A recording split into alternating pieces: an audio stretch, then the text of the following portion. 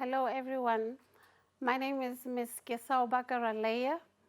I'm standing here to help you with English First Additional Language. I'm going to be treating language aspects, also known as language structures and conventions. The topics we're going to be looking at today are just 6 for now, but please note that there will be a follow-up lesson that continues the language structures and conventions. We will be looking at different aspects, parts of speech, and with parts of speech, we're going to be looking at the 9 parts of speech. Some sources don't actually include the last part of speech, which is interjections, but we will be including that in this particular lesson. We will also be looking at parts of words. Parts of words are basically the stem word, the root, as well as their affixes, these root affixes. We call the affixes prefixes, and we also call them suffixes. We will also look at concord. We call concord verb subject agreement. We will also look at modals. Modals are sometimes called modal verbs or even modal auxiliaries. Last but not least for today, we will be looking at conditional sentences. And we will be looking at the 3 types of conditional sentences and their expressions. I want to start off by making you see a proverb that I live by, especially for my learners and your learners out there, educators. This proverb states that teachers open the door, but a learner must take it upon themselves to enter that door. So I am going to today open that door for you. Are you ready to enter? It is your choice. We will not necessarily go into critical language awareness today. However, I want you to know that it is important for you to have good knowledge of language. You need to be able to know how to use it. You need to be able to know how it works. You need to be able to learn it. And especially, you need to be able to teach it. We are going straight into parts of speech.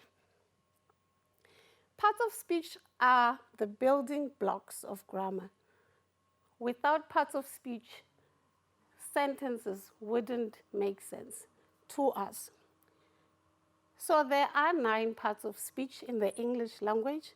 So every time when you write a word or you speak a word in a sentence, please know that this word falls into a particular function. So it is a part of speech. Learners, please make sure that during exam time, do not confuse questions about parts of speech with questions on indirect speech or reported speech, as well as questions on, let's say, figures of speech.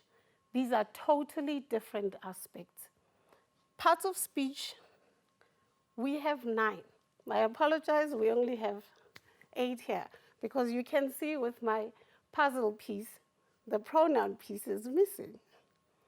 So our parts of speech are noun, pronoun, verb, adverb, adjective, conjunction, preposition, article, as well as interjections. We will start off with nouns. Please note that a noun is a name. You have a name. Everything around us has a name. We would not be able to speak of or refer to things had they not be given a name. So we've got different types of nouns. However, please don't be worried that you will be asked in the exam to identify a specific type. As long as you know that the noun is a name, what is important is it a name of a person? Is it a name of a place? Is it a name of a thing or an idea? So we have got different types of nouns in the English language. The main noun is the concrete noun. If something is concrete, it means that you can perceive it with your five senses. Within concrete nouns, there are proper nouns as well as common nouns. Now, what are proper nouns? Proper nouns are specific names. So if, for example, your name is Elkin, we need to always refer to you when we write that word with an initial capital letter. So names of people, names of places like Mauritius, names of days, Monday, Tuesday, Wednesday, names of months, January, April, even subjects, we must always write them with the initial capital letter. Please note that with common nouns, because they are not as specific as proper nouns, these are names we also give to people, certain people.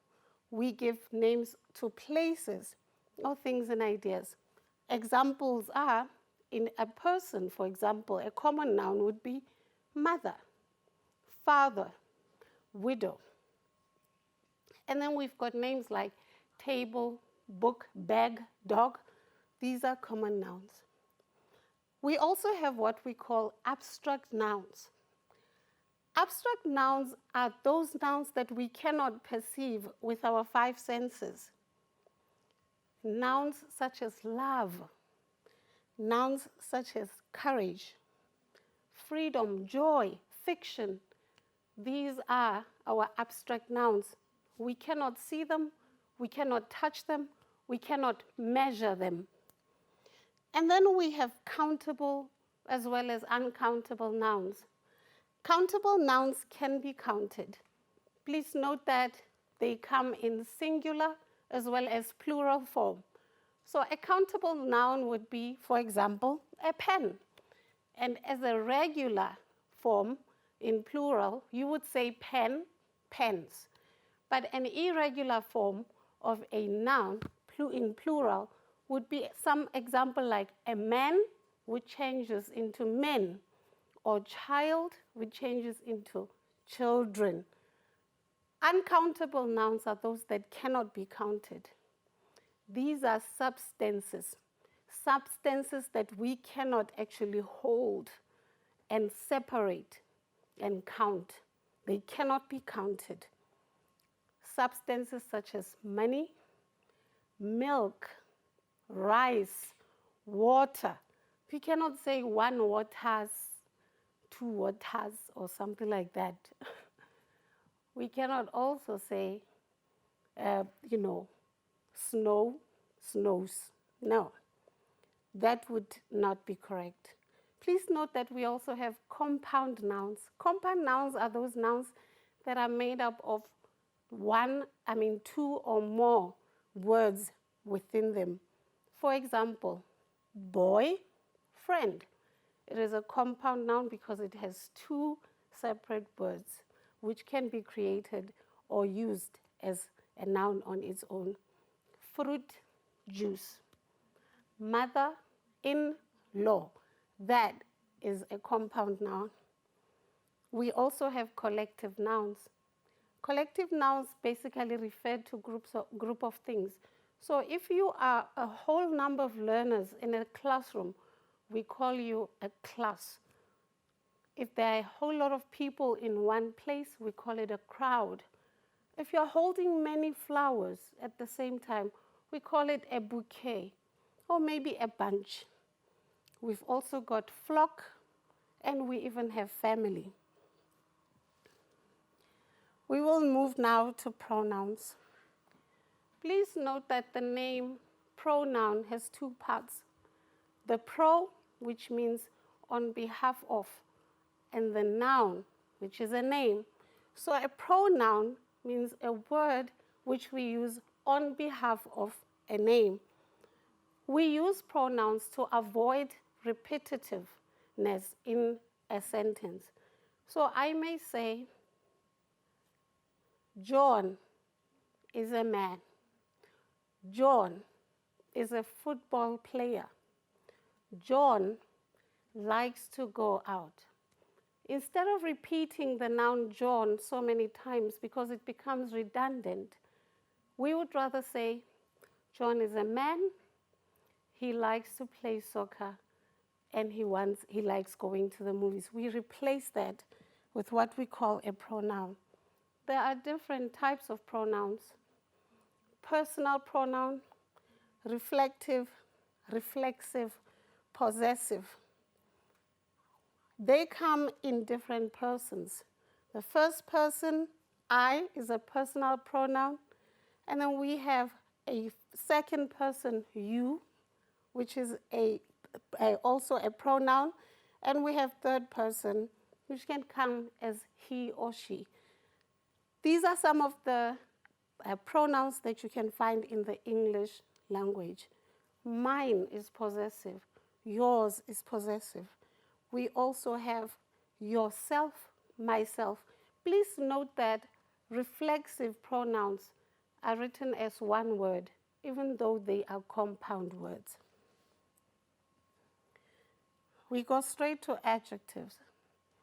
Adjectives are those words that tell us more about a noun. We cannot make or write exciting pieces, especially when you are writing essays or transactional pieces, without using adjectives as well as adverbs. They add excitement, they add intrigue in our writing. So for example, an ordinary person like a girl, if you just say a girl walked through the door, it doesn't sound intriguing or exciting. We want to know which girl, what type of girl, who, where. Okay, so we want to modify the noun. So for example, you want to say an intelligent girl, or a beautiful girl, or a slender girl. These words, they tell us more information about that particular girl. Sometimes adjectives follow the word that they modify. So we don't actually always have the adjective in front of the verb. Not the verb, I apologize. The adjective in front of the noun. No, we sometimes have the cup is full. Full is an adjective. It comes right at the end of the sentence, but it modifies the cup. We have different types of adjectives, but we will leave that for another lesson. Please note that we can go now straight to adverbs. Adverbs, these are words that modify verbs. They give us more information on the verb itself. They modify adjectives, they modify verbs, they even modify adverbs themselves. They bring a tone into the entire sentence. There are different types of adverbs. Please note in your classes you may only have been told of 3, but there's actually quite a few more. We've got adverb of manner. This tells us how something happened. We have an adverb of a place. This tells us where something happened. We have an adverb of time. This tells us when something happened. We also have an adverb of frequency, how often it takes place. An adverb of degree, it tells us to what extent it took place. We also have an adverb of frequency.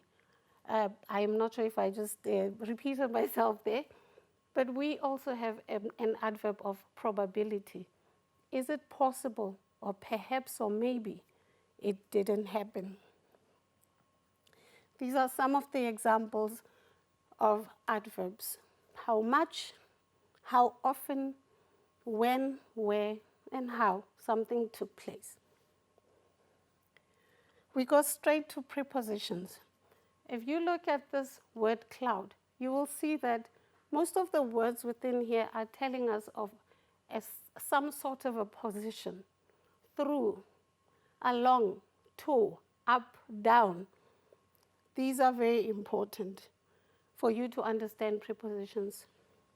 Prepositions are wonderful words. They relate to a subject to another, or to an object. So we know a position of something. Here are some common prepositions. About, among, between, for.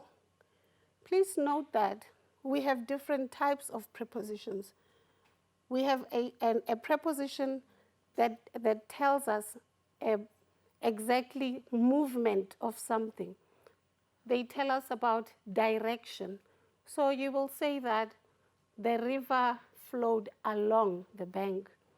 We may also have direction, through, up, down. We also have prepositions that basically tell us of a place. Where is something? It is on the table. Okay. We go to the next part of speech, conjunction. As you can see, with conjunctions, it is about joining words. So if you have a conjunction in a sentence, you will have one clause which is joined together with another. So we join words together, we join phrases, we join clauses, and there are three types of conjunctions: coordinating conjunctions, subordinating, and correlative. We will look more into those. Please note that coordinating conjunctions are those conjunctions that we call fanboys. We call them fanboys because they are made up of for, and, neither, or, so, yet. Oh, I forgot but. And then we have those which are called subordinating conjunctions. They connect the dependent clause to the rest of the sentence. These are conjunctions like after, although, as, because, as you can see on your TV. Lastly, we have correlative conjunctions. These join sentences or parts that should be treated as equal. Words like but, also, either or, not only, both, and. Here, let us look at some of the example sentences for coordinating conjunctions. We listened eagerly. This is a different clause. For, we add more information. We join together two separate clauses. He brought news of our family. We can look at an example of a subordinating conjunction. These are two separate clauses. As soon as I saw her, if we look at as soon as, I knew there was something wrong. By the time, I thought you would be done by this time. We have also a correlating example. Please ensure that when you do correlative conjunctions, especially when it comes to neither nor, and as well as either or, please ensure that you go or you apply the Concord rule. Do not forget that your subject is plural or if it is singular. Let us look at the either or example. I can have either cola or tea. You may also say, no sooner than we had gone to bed than the phone rang. We are going now very quickly into interjections. If you look at this, the emotions on these pupils on our screen, you will see that they are showing with their faces how they are feeling. Interjections are those words that show us emotion or sentiment. They are not necessarily, they don't necessarily add value in our language. However, we use them just to bring understanding of how we feel inside.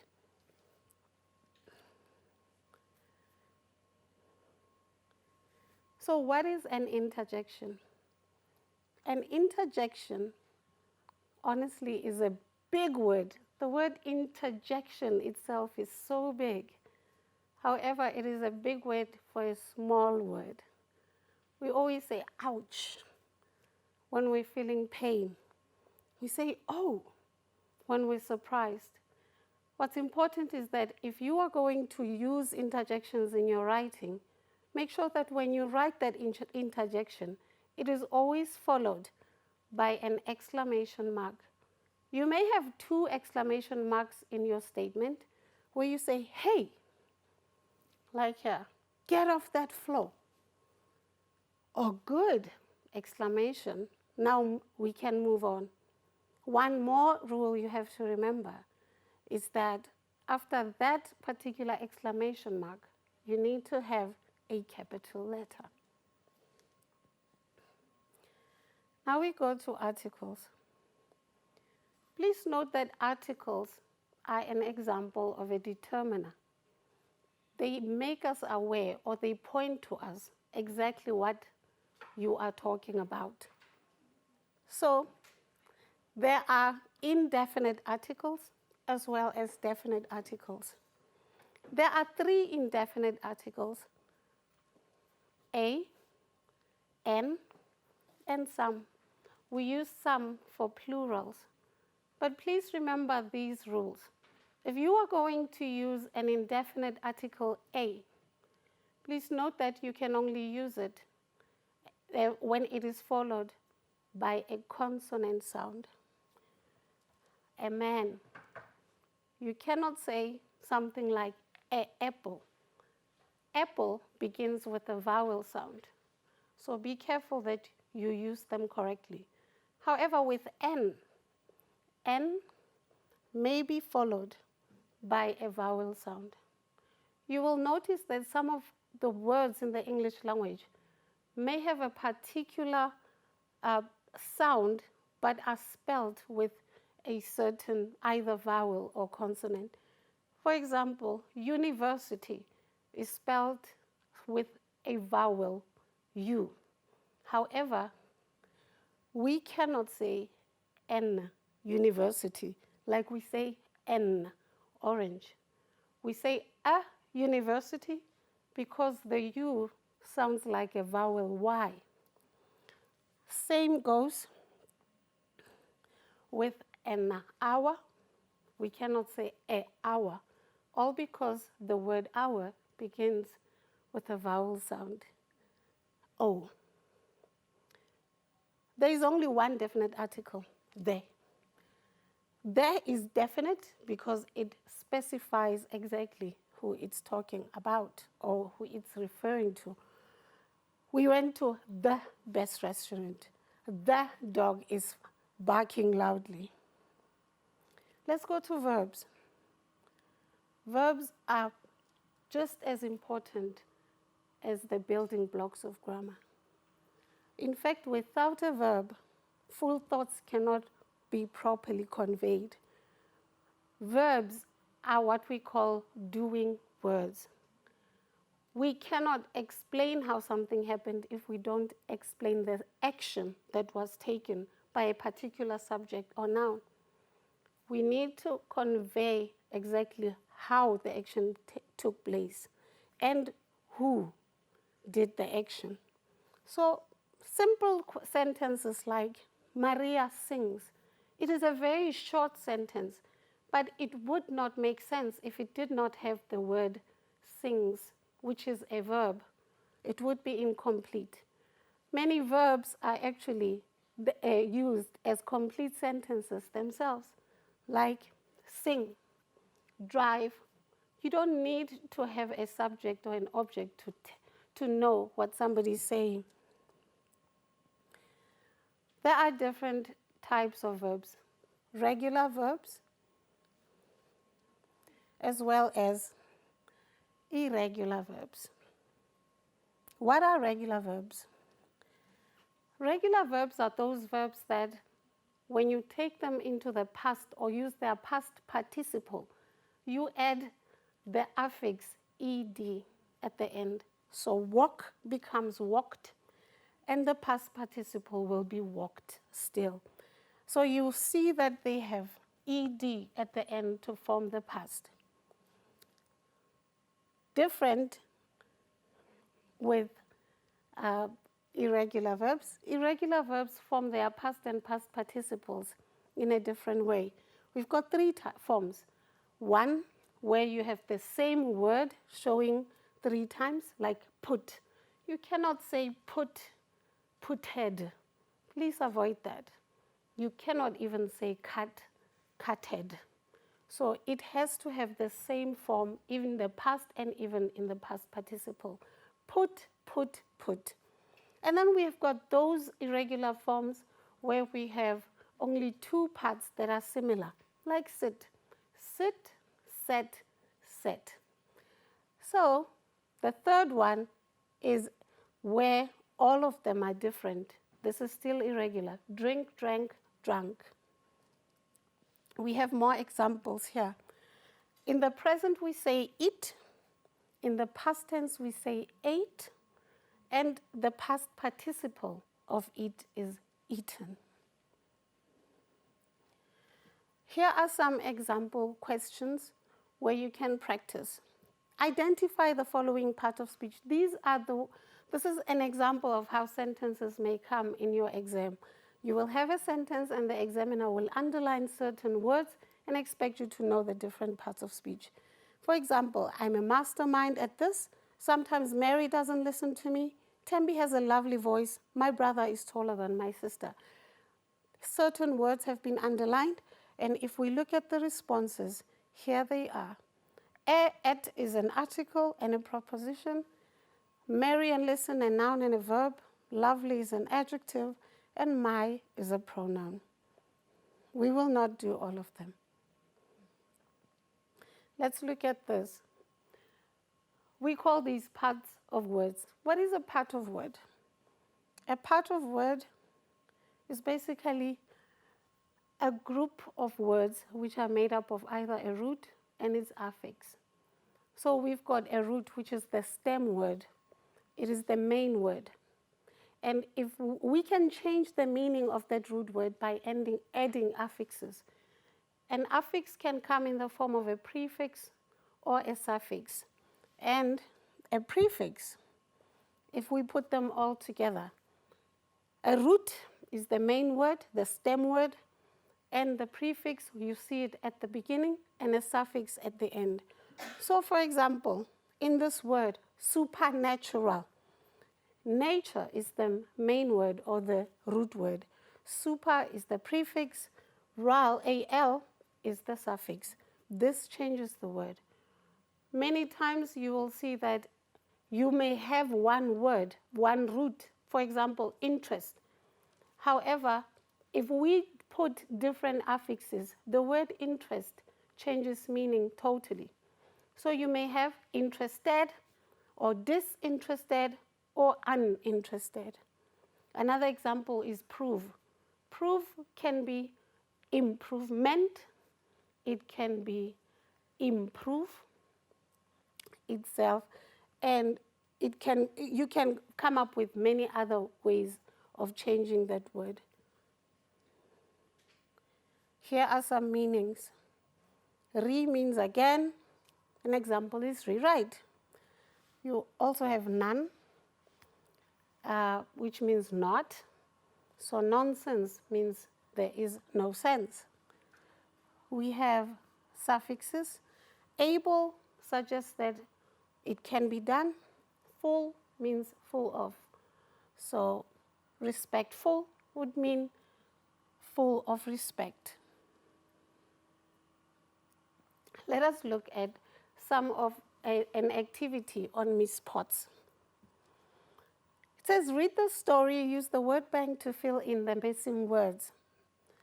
Our teacher is very, we don't just get tests, we get, if anyone in class doesn't understand a lesson, the whole class has to it. If we, about a mark she has given us, she's very, I think that to be so grouchy, Miss Potts must be very, some people say that she is outside the classroom, but I find that, now these are your word banks, your word bank. You have to fill in this close passage with these words. So if we had to respond to it, and I hope you are responding to it as well, it would look like this. Our teacher is very disagreeable. We don't just get tests, we get pre-tests. If anyone in class doesn't understand a lesson, the whole class has to review it. If we disagree about a mark she's given, she is very unapproachable. I think that to be so grouchy, Miss Potts must be very unhappy.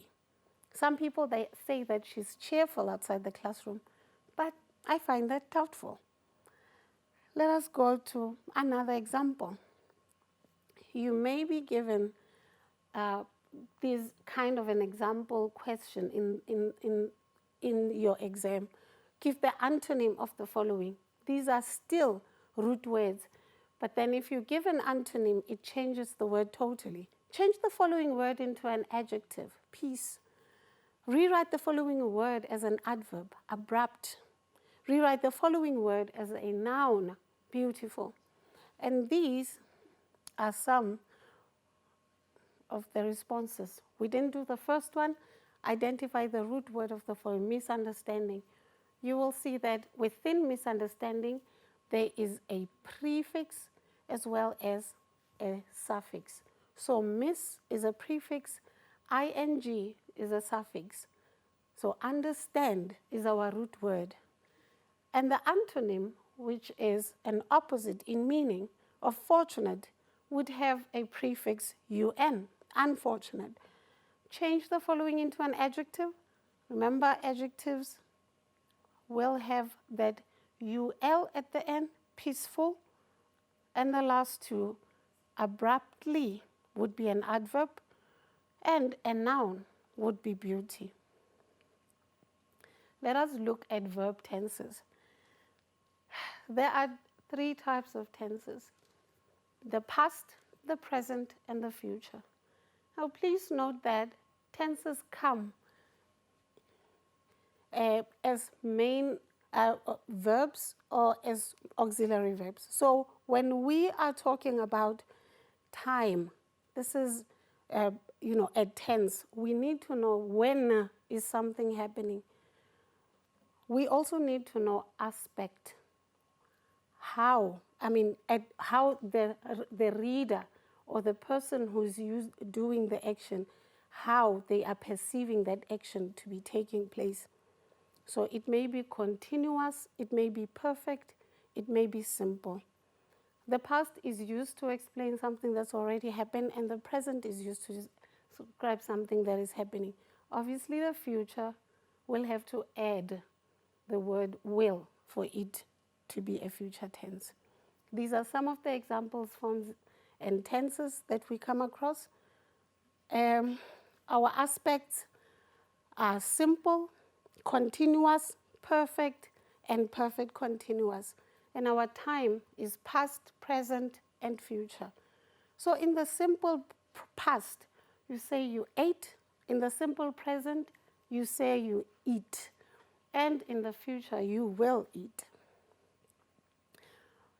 I'm sure after that, you can do some of these. I will go through it a bit quick. My parents never been to China would change into my parents have never been to China.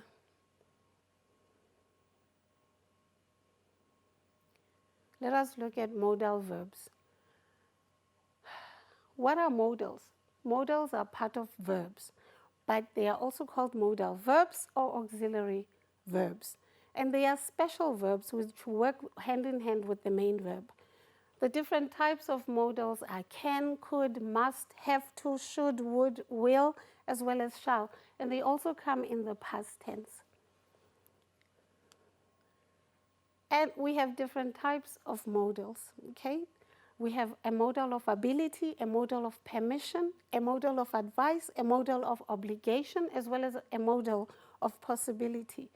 And these are your modals. A modal of ability means that you are able to do something. David can speak 3 languages. That's a modal of ability. Then we have a modal of permission. May I please go to the toilet, you could say. And advice, you should lose weight. Obligation, you must. memorize all these rules. And possibility, I may go to the shops after this. We have auxiliary verbs, which are called helping verbs. They are just like modals. They work hand in hand with modals. And the different types are these ones. We use auxiliaries to help the verb do its work or its action in the sentence.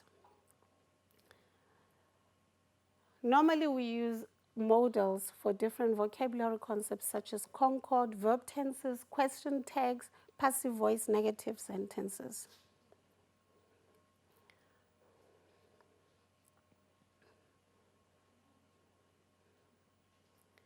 Let us look at conditional sentences. There are three types of conditional sentences in the English language. The first one, it is the zero conditional. There are actually four. The zero conditional, the first conditional, as well as the third conditional. The zero conditional is a sentence that basically talks about laws of nature or facts. So if something happens, definitely an existing result will occur. For example, if you freeze water, yes, it will turn into ice. If you heat water, it will boil. If you touch a heated surface, you will burn. This is a fact. Then we have the first conditional. First conditional talks about a possibility in the present tense, which means that it can happen. If it rains, I will stay at home. So it is something that is possible, could happen if you find the situation. If I find your email, I will send you the picture. And then we've got the second conditional.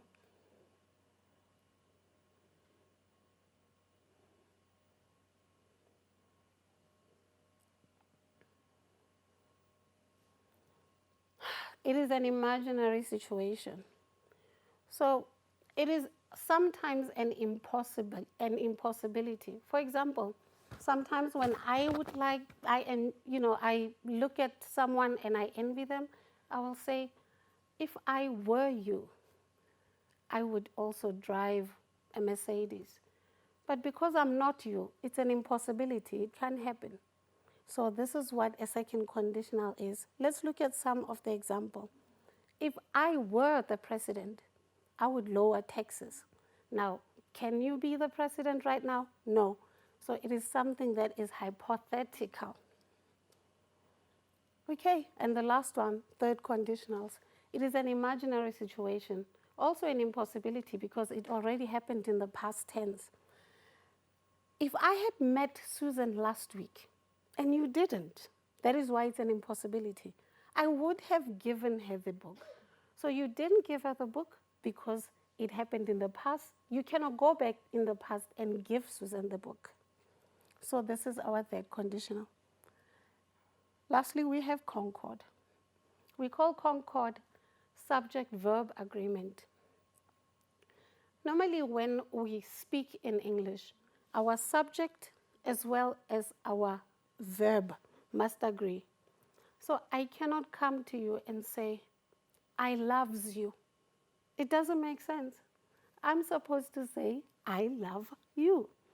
So I check my subject, is it in singular or is it in plural?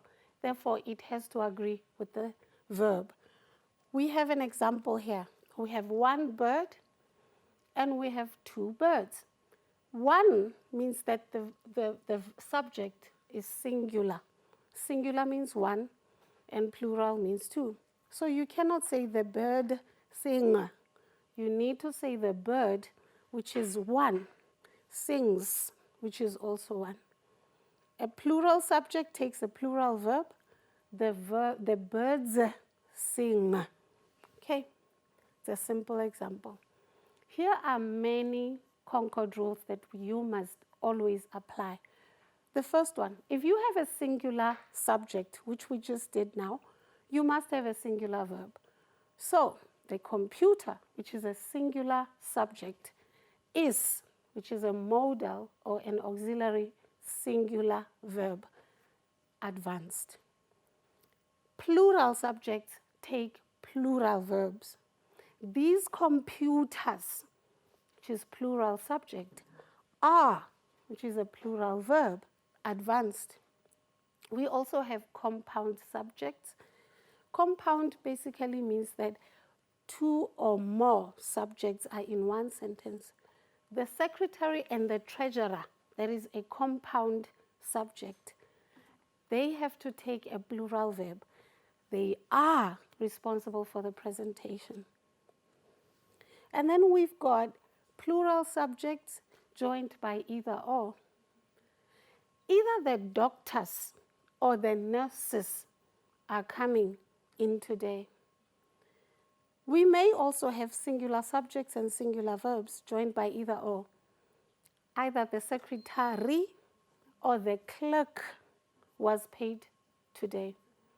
Now please realize that with either or as well as neither nor, the rule of proximity has to work here.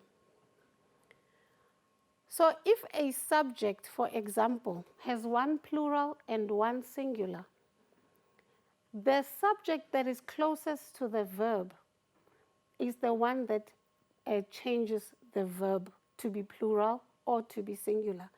I will give you an example. Neither the teacher, which is a singular subject, nor the learner, which is another singular subject. What do we do now? We say is, because there's a singular subject next to the verb. But then we have neither the teacher, which is a singular subject, nor the learners, which is a plural subject. The next word that comes has to agree with the closest subject. So we will say are happy and not is happy, even though we started with a singular subject. So neither the teachers nor the learner is happy, because the learner is a singular verb, subject closest to the verb is. More rules. Singular pronoun subject equals singular verb. Everybody, this is an indefinite pronoun. Everybody, each, everyone, all these words, they take up a singular verb. Each is, everybody is. So we need to make sure that it agrees with a singular verb when it comes to pronoun subjects. The last two, singular or plural pronoun equals singular or plural verb. The letter to the editor is ready. If you look at this sentence, you will see that the letter is the one that we are referring to as our main subject. The editors is not who we are talking about. This is the object, because the letter is our subject. The letter is ready. The papers is plural subject. Therefore, we say are cleaner than the ones on the floor. And then we've got singular pronoun subject, which we've done already. All the E pronouns are usually followed by a singular verb. Everybody in our department donates to the needy. Each of the executive wants his or her own office. And then we have those subjects that require singular verbs, especially those that talk about numbers or amounts. Little is known. 1 plus 1 is 2. We can also say 1 plus 5 is 7. Just because you said 5 and 5 is a large number doesn't mean that you must change the verb to be plural. There's another example. A is an indefinite number. Therefore, it can be a lot of people. So we say a number of people are, because a is an indefinite article. But then we say the, because it is specific, the number is specific. We say it as a singular verb. Say The number of people is not specified. Okay, so when it comes to collective nouns, please always remember a collective noun must have a singular verb. And then we have those sentences that starts with there or here. There is only one mistake. Here is where the story ends. We always use singular verbs for sentences that start with expletives. And then we have subject versus predicate noun. The best part of the seminar is the speeches. You will realize that the last statement is a plural predicate noun, the speeches. Therefore, we cannot say are. We concentrate on the singular subject. The best part is the speeches. Okay, we have a test yourself activity.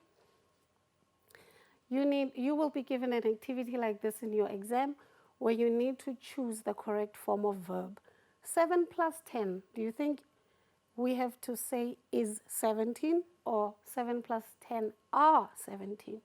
If you've been listening to me, you will realize that 7 plus 10 is, even though 10 is a bigger number than 7. Here lies, remember, here is an expletive, therefore it is always followed by a singular verb. Here lies. A swarm of bees, it is a collective. It is always written with a singular, a verb.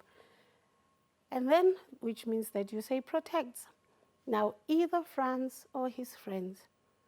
Because friends is right next to the verb, it means that its proximity determines the verb run.